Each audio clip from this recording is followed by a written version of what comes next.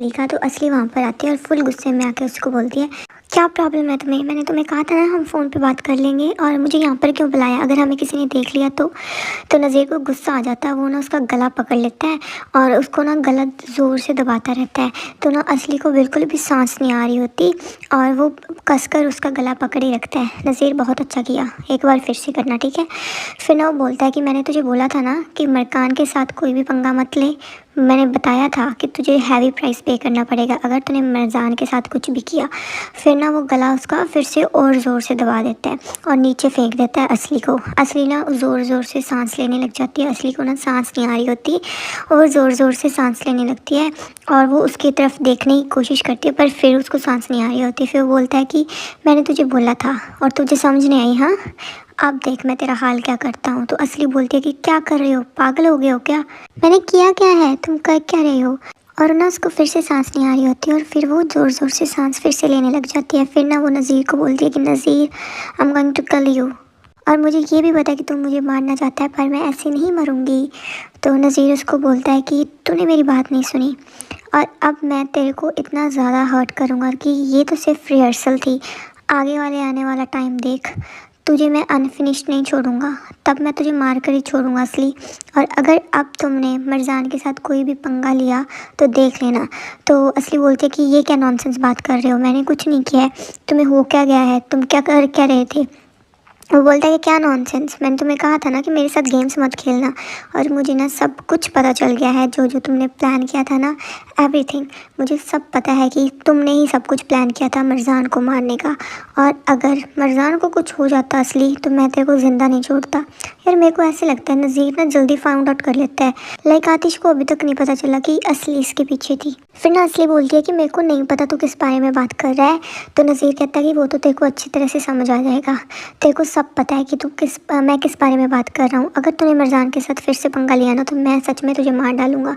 और मेरी बात ये ध्यान से सुन ले तो कि मैं अब तेरे को ज़िंदा नहीं छोड़ूंगा। और इतना सुनते ही ना असली चुप होके वहाँ खड़ी रहती है। फिर वो नज़ीर फिर उससे बोलता है कि समझ लग गई ना मेरी बात तेरे को?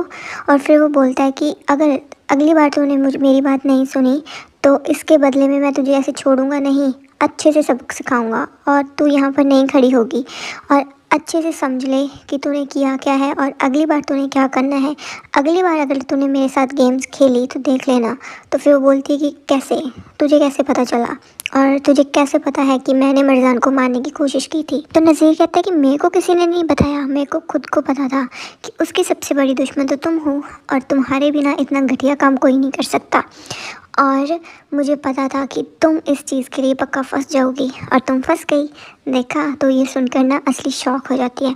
बोलता है कि देख असली, एक बात और है, अगर तुमने मुझे आतिश की कोई भी न्यूज़ कोई भी इन्फॉर्मेशन अच्छे से नहीं दी तो मैं तेरा भांडा सबके सामने फोड़ दूंगा।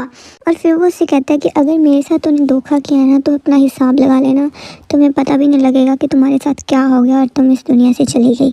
फिर इतना कहकर वो वहाँ से चला जाता है और असली ना पीछे से कहती है कि तुझे इस चीज़ के लिए रिग्रेट होगा और तुम्हें इसका प्राइस पे करना ही पड़ेगा। फिर सीन शिफ्ट होता है, मरजान ना पौधे लगा रही होती है और आतिश ना वहाँ खड़ा उसको देख रहा होता है।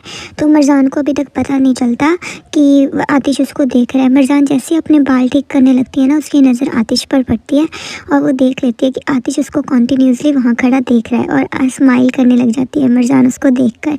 तभी ना पीछे से कमाल और उसकी माँ बातें कर रहे होते हैं हैदर के बारे में कि हैदर को कैसे मज़ा चखाएं।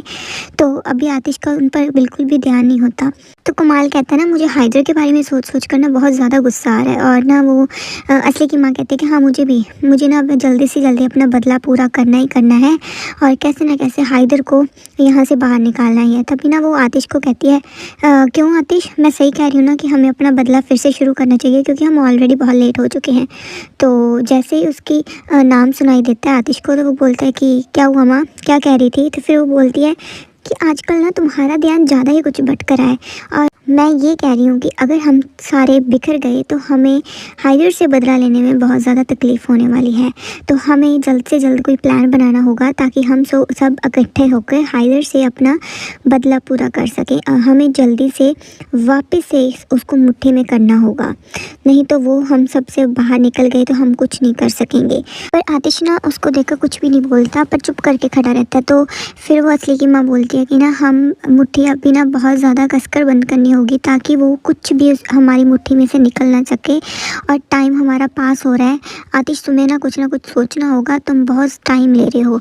और ना ये सुनकर ना कमाल भी आतिश की तरफ देखने लग जाता है। तो आतिश कहता है कि मैं अपने गोल पर ही हूँ, मुझे सब पता है मुझे क्या करना है क्या नहीं, आपको बताने की ज़रूरत नहीं है।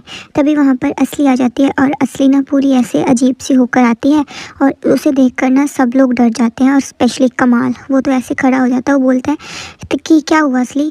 तो उसकी माँ भी बोलती है क्या हुआ, तुम ठीक हो? तुम ठीक हो ना? हुआ क्या है, तुम ऐसे क्यों लग रही हो? तो फिर जल्दी से कमाल भी पूछता है कि असली क्या हुआ, तुम ठीक हो? तो आतिश भी सेम पूछता है। तो वो बोलती है कि कुछ नहीं, वो मेरा पेट दर्द हो रहा था, इसीलिए मुझे थोड़ी सी वीकनेस फील हो रही है, पर मैंने मेडिसिन ले ली है तो मैं कुछ टाइम बाद ठीक हो जाऊंगी। ये सुनते ही ना कमाल की सांस में सांस आती है। यार ये सच में असली का कितना करता है ना, इसको सच पता चलेगा ये पक्का टूट जाएगा। फिर ना कमाल और आतिश उसकी तरफ देखते रहते हैं, और आतिश ना असली को कहता है कि तुम्हारा ना कलर चेंज हो चुका है, असली जाओ रेस्ट कर लो। तो असली बोलती है कि नहीं मैं ठीक हूँ।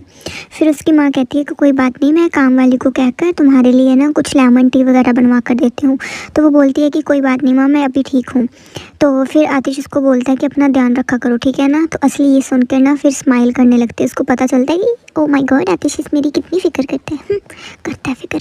फिर ना असली की माँ आतिश को कहती है कि आतिश हमें ना अब अपना बदला पूरा करना होगा, हम यहाँ पर सिर्फ टाइम वेस्ट कर रहे हैं वेट करके, हमें अभी वेट नहीं, हमें अपना प्लान शुरू करना होगा।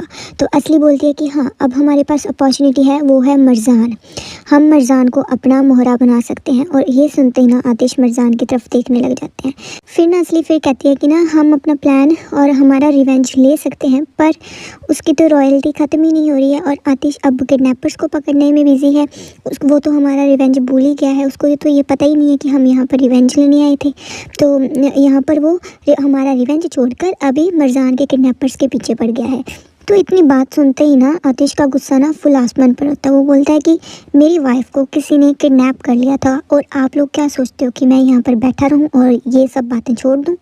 ऐसा कभी नहीं हो सकता। किसी ने मेरी वाइफ को किडनैप किया और मैं उसको ऐसे सूखा ही जाने दूँ? आप लोग क्या एक्सपेक्ट करते हो मुझसे कि मैं कुछ भी ना बोलूँ? इतना सुनते ना असली को बहुत ज़्यादा गुस्सा आ जाता है, और उसकी माँ को भी। तो उसकी माँ बोलती है कि आतिश असली ना सही बात कह रही है, और ना मरजान कुछ ज़्यादा ही टाइम ले रही है, वो हमारे लिए वैसे भी कुछ यूज़फुल हो सकती है। अगर तुम चाहो तो हम मरजान को यूज़ कर सकते हैं हाइदर के ख़िलाफ़, क्योंकि अभी मरजान ही हाइदर की सबसे वीक कड़ी है। और अगर हम हाइदर को मरजान के खिलाफ़ कर दें और मरजान को हाइदर के ख़िलाफ़ कर दें, या फिर हम मरजान को ही कुछ कर दें, तो ये पक्का हमारे पास होगा और हम उस पर फोकस कर सकते हैं पहले। और ये सुनते ही ना कमाल तो ऐसे हो जाता है कि अब पक्का कोई ना कोई पंगा होगा। फिर वो बोलती है कि अगर हमें हाइदर और नरमीन को कुछ करना है ना, तो हमें सबसे पहले मरजान पर ही फोकस करना चाहिए, हमें मरजान को हर्ट करना चाहिए, और हम उन लोगों को आसानी से नीचे गिरा सकते हैं और हमें कुछ करना भी नहीं पड़ेगा। तो कैसा लगा मेरा प्लान? और वो फुल खुश हो जाती है, और फिर वो बोलने लगती है कि हम यहाँ पर वैसे भी रिवेंज ही तो लेने आए हैं, तो चलो यही काम करते हैं। और अभी कमाल को तो पता है कि अब क्या होने वाला है आगे। आतिश ना वहाँ पर कुछ नहीं बोलता, चुप खड़ा रहता है। तो असली फिर से बोलती है कि वैसे भी मरजान ही है जो उन लोगों को खड़ा करके अभी खड़ी है, अगर मरजान गिर गई तो वो लोग भी गिर जाएंगे, वो ज़्यादा टाइम स्टैंड नहीं कर पाएंगे। तो अभी हमें मरजान को सबसे पहले नीचे गिरना होगा। फिर ना असली कहती है कि चलो सबसे पहले ना ये प्लान बनाते हैं कि हम मरजान को कैसे फ़िनिश कर सकते हैं। रुक जा बहन, अभी आतिश तरह मरजान को फ़िनिश करवाएगा। फिर बोलता कि इनफ, मेरा दुश्मन हाइदर है, मरजान नहीं, और हम हाइदर को फ़िनिश करेंगे, मरजान को नहीं। समझ आई तुम्हें? उसका कोई भी फॉल्ट नहीं है, वो बहुत ज़्यादा इनोसेंट है। और इतना सुनते ही भैया असली के तो हवाइयाँ उड़ जाती हैं। फिर वो बोलता है कि अब सब लोग मरजान से दूर रहेंगे, समझ लगी? और अगर उसका सर का एक बाल भी हर्ट हुआ ना तो तुम लोग देख लेना। मरजान को अगर कुछ हो गया तो हिसाब लगा लेना आप सब। कमाल को तो वैसे भी पता ही था कि यही आने वाला है, तो ये सुन के ना असली की माँ ऐसे शॉक हो जाती है और असली की तरफ देखने लगती है, और असली भी ना अपनी माँ की तरफ देखती रहे फुल गुस्से में। और फिर आतिश फिर से बोलता है कि हमारा टारगेट सिर्फ हैदर है, मरजान नहीं है। मरजान बहुत इनोसेंट है और हम मरजान पर कुछ भी नहीं करेंगे। फिर जो उस असली की माया बोलती है कि व्हाट, तो असली बोलती है कि तुम्हारा मतलब क्या है इससे, तुम चाहते क्या हो? तो आतिश ना फुल गुस्से में बोलता है कि अब मैं ये बता रहा हूँ आपको लास्ट टाइम कि मरजान पर हम कोई भी रिवेंज नहीं लेंगे। अब वो रिवेंज का पार्ट नहीं है, हम उसको बाहर निकाल रहे हैं अपने प्लान से। समझ लग गई आप सबको? अगर आप लोगों ने मरजान को फिर से इसमें इन्वॉल्व किया तो देख लेना, अब हमारे रिवेंज में मरजान का नाम तक नहीं इन्वॉल्व होगा, ना ही गुस्से में ना ही रिवेंज में। और इतना सुनते ही असली और असली की माँ ना एक दूसरे को देखने लग जाती हैं और वो समझ जाती हैं कि प्यार का भूत सर पर चढ़ चुका है। फिर वो बोलता है कि ये मेरे फाइनल वर्ड्स हैं, अगर आप लोगों ने ये नहीं माने तो आपको इस चीज़ का हिसाब देना होगा। वो अपनी फैमिली में से सबसे ज़्यादा इनोसेंट है और वो ऐसा कभी भी नहीं कर सकती जो मैं चाहूँ, और इसके अलावा वो मेरी वाइफ है और मैं कभी नहीं चाहता कि मेरी वाइफ पर कोई भी रिवेंज हो और उसका नाम किसी भी गुस्से में लिया जाए। और इतना सुनते ही भैया असली की तो आग लग जाती है बिल्कुल। फिर ना वो वहाँ पर चुप करके खड़ा रहता है। फिर आतिश ना वहाँ से जाता है, जाकर ना खिड़की के पास खड़ा हो जाता है और असली की माँ एक दूसरे को देखते रहते हैं कि ये क्या हो गया, ये प्लान तो फेल हो गया। और मरजान को आतिश देखता रहता है और यही की माँ ना उस गुंडे से मिलने जाती है जिसने ना मरजान को किडनैप किया था। तो वो उस गुंडे से पूछती है कि तुमने किसी को बताया तो नहीं तुम मेरे से मिलने आ रहे हो, या फिर या असली ने तुम्हें बोला था मरजान को किडनैप करने के लिए? तो वो बोलता है कि नहीं। तभी ना वहाँ पर एक आदमी आकर उसको बताता है कि आतिश ना यहीं पर आ रहा है, हमें जल्दी से काम करना होगा। तो वो गुंडा पूछता है कि तुम मेरे पैसे लेकर आई हो कि नहीं लेकर आई? वो बोलती है कि मैं सब कुछ तुम्हें दे दूँगी, बस तुम ये बता दो कि तुमने किसी को बताया, सच सच बताओ। फिर वो बोलता है कि नहीं बताया। फिर ना वो अपने गुंडे को जो साथ में लेकर आती है उसको देखती है और उसको कोई इशारा करती है और यहीं पर ये वाला सीन ख़त्म हो जाता है। फिर नेक्स्ट सीन शुरू होता है। फिर ना असली अपनी माँ को ना बार बार फ़ोन कर रही होती है पर उसकी माँ ना फ़ोन नहीं उठाती और वो बहुत ज़्यादा टेंस होती है कि कहीं असली की सच्चाई आतिश के सामने ना आ जाए, तो वो बहुत ज़्यादा टेंस होती है। तो फिर ना वो अपना फ़ोन निकालती है और आतिश की फ़ोटो देखने लगती है और बोलती है कि मुझे नहीं पता, मुझे सिर्फ आतिश चाहिए, मैं आतिश को अपना बनाकर ही रहूँगी। मरजान ने मेरा आतिश मुझसे छीन लिया पर अब और नहीं, अब मैं और वेट नहीं कर सकती, आतिश सिर्फ मेरा है। और तुम आतिश क्यों उस लड़की को हमारी ज़िंदगी में ले आए? हम कितने अच्छे रह रहे थे ना, उस लड़की को मैं मार कर ही रहूँगी। अगर फिर क्या हुआ, मेरा प्लान एक बार फेल हो गया तो बार बार तो फेल नहीं होगा ना, और बार बार तो वो नहीं बच सकती। अब ना मुझे कुछ ऐसा सोचना होगा कि मैं उसको हमेशा से हमारी ज़िंदगियों से बाहर निकाल दूँ। फिर ना हमें दिखाया जाता है मरजान का रूम। मरजान ना अपने रूम में रेडी हो रही होती है और वहीं पर असली आ जाती है और उसे देख लेती है। तो असली ना जल्दी से उसके रूम में आ जाती है और गेट लॉक कर देती है। मरजान उसकी तरफ देखती है और खड़ी हो जाती है। तो वो असली उसके पास आती है और बोलती है कि क्या हुआ, मुझे देखकर डर गई? वो बोलती है कि तुम मेरे कमरे में क्या कर रही हो? वो बोलती है कि तुम यहाँ पर क्या कर रही हो और तुम ये क्या नाटक कर रही हो? हाँ, आतिश के सामने उसकी दया पाने के लिए कर रही हो ना? मुझे ये भी पता है कि तुम उससे क्यों चिप कर रही हो इतना, बिकॉज़ तुम्हारे पास अब पैसे ख़त्म हो गए होंगे, अब तुम्हें पैसे चाहिए ना, इसीलिए। तो मरजान ना कुछ नहीं बोलती, बस उसकी बकवास सुनती ही रहती है। फिर ना वो उसको गुस्सा आ जाता है, वो बोलती है कि बकवास मत करो और मेरे कमरे से ना बाहर निकलो। फिर असली उसको बोलती है कि ये नकली सामान जो तुम यूज़ कर रही हो ना वो भी मुझे पता है, और उसका ना सारा सामान नीचे गिर देती है। फिर वो उसके अलमारी की तरफ जाती है, तो वो उसकी अलमारी खोलती है और सारा सामान अलमारी में से भी बाहर निकाल के फेंक देती है और बोलती है कि ये जो कपड़े तुम पहन रही हो ना ये भी तुम्हारे नहीं हैं, ये भी आतिश के पैसों से आए हैं। और अब तुम्हें लग रहा होगा कि ओ माय गॉड, मेरे पास तो पैसे ख़त्म हो गए, अब मुझे आतिश के पास जाना चाहिए। फिर ना मरजान को गुस्सा आ जाता है और वो असली का हाथ पकड़ती है और उसको कमरे से बाहर निकाल देती है और बोलती है मेरे कमरे में आगे से मत आना। फिर हमें दिखाया जाता है कि आतिश और कमाल ना वहाँ पर पहुँचते हैं जहाँ पर उनको इन्फॉर्मेशन मिली थी कि गुंडा होगा, तो वो गुंडा वहाँ पर मरा होता है।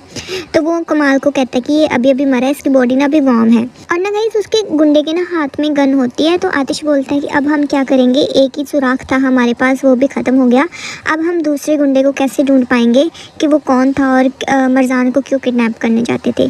पर मुझे तो यही लग रहा है कि ये हैदर की वजह से हुआ है, क्योंकि हैदर ही ट्रैफिकिंग में था और हैदर की वजह से हुआ और ये तो बहुत बुरा हो गया, अब हम क्या करेंगे। तो कमाल बोलता है कि अब इसकी बॉडी का क्या करना है, कुछ तो बताओ। फिर वो बोलता है कि कोई बात नहीं, हम पुलिस को कॉल करते हैं और तुम पुलिस को कॉल करो, रिपोर्ट कर दो उसके बारे में और उनको सच सच बता देना सब कुछ। तो कमाल कहता है ठीक है। फिर ना कमाल अपना फ़ोन निकालता है और पुलिस को कॉल करने लग जाता है। फिर कमाल ना पुलिस को सारी रिपोर्ट दे देता है। फिर सीन शिफ्ट होता है, आतिश और कमाल ना फिर घर पहुंच जाते हैं। घर पहुंचकर ही ना वहाँ पर हैदर और नरमीन खड़े होते हैं।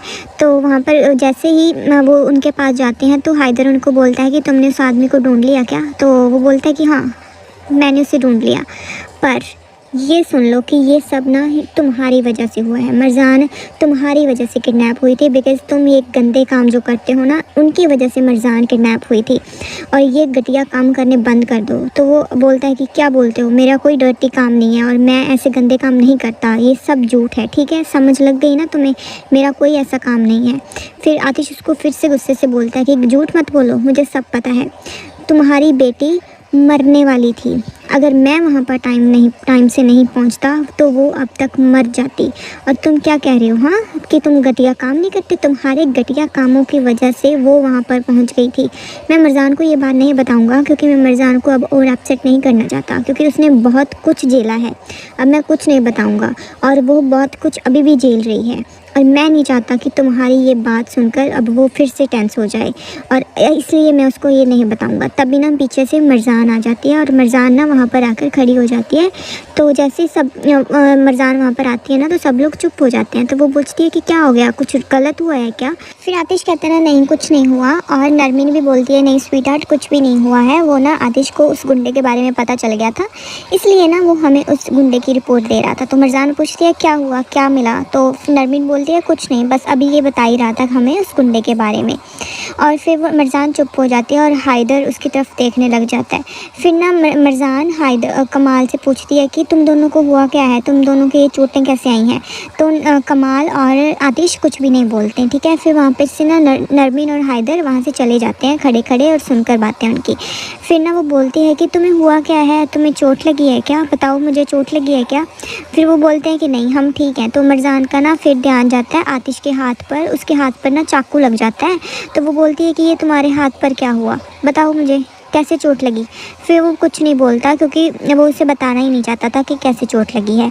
तो फिर वो उसका हाथ पकड़ लेती है। तो कमाल कहता है कि अब तुम बताओ जो बताना है, मैं तो इस चीज़ से बाहर हूँ, अब तुम मरजान को एक्सप्लेन करो। ये डर के भाग गया मरजान से, तो वो वहाँ से चला जाता है। फिर ना मरजान फिर उससे पूछती है कि हुआ क्या है, मुझे बताओ तो सही, तुम चले कहाँ गए थे, मैं तुम्हें सुबह से ढूंढ रही हूँ और तुम अपने आप को ऐसे खतरे में क्यों डालते रहते हो। तो आतिश ना फिर उससे गुस्सा करता है कि चुप हो जाओ, तुम चुप नहीं रह सकती क्या कुछ टाइम। वो बोलती है कि हुआ क्या है, बताओ तुम्हें चोट दर्द हो रहा है। फिर वो बोलता है कि नहीं मेरे कुछ नहीं हो रहा, मैं ठीक हूँ और सब कुछ ख़त्म हो चुका है।